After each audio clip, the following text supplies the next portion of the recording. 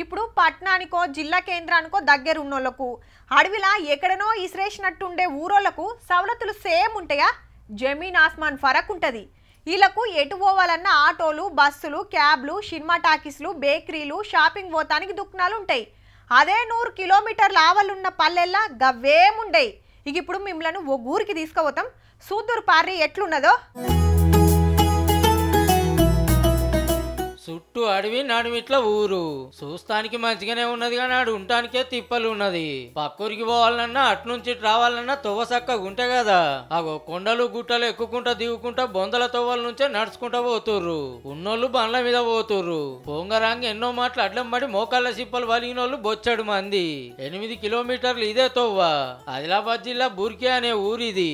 జిల్లా కేంద్రానికి దగ్గరలోనే ఉన్నది కానీ డెవలప్మెంట్ కు మస్తు దూరం ఉన్నది. పోరానికి రావడానికి బాగా ఇబ్బంది ఉంది. గర్భిణులను పానం సుస్తైన వాళ్ళని దవాఖానకు తీసుకుపోవాలంటే తాతలు యాదికొస్తుర్రట. ఆయనతో రాత్రిపూట ఏమన్నా ఎటమటమయ్యానా అంటే ఒక గోస కాదు.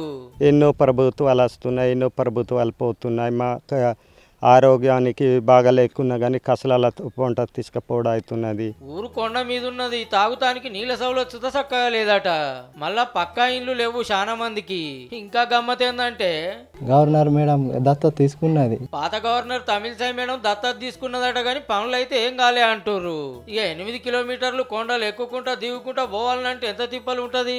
3 కోట్ల మనం కూకుని మనం నడుచుకుంటే మనం వస్తున్నాం. ఆడాడాగుడు జరసేపు కూకునుడు మళ్ళా నడుసుడు. ఓట్లు వచ్చినప్పుడు లీడర్లు వస్తుర్రు పోతుర్రు, సర్కార్లు వస్తున్నాయి పోతున్నాయి కానీ మా ఊరు మాత్రం మారతలేదు. మాకేమద్దు తొవ్వ సౌలతి నీళ్ళ సౌలతి ఇంత నీడ సౌలతి చేస్తే చాలంటుర్రు. అసలే ఆనకాలం ఆగులు బొంగినంటూ ఊరు దాటాలంటే సుక్కలేనట. జరి ఇప్పటికైనా నజరేయురి సార్లు.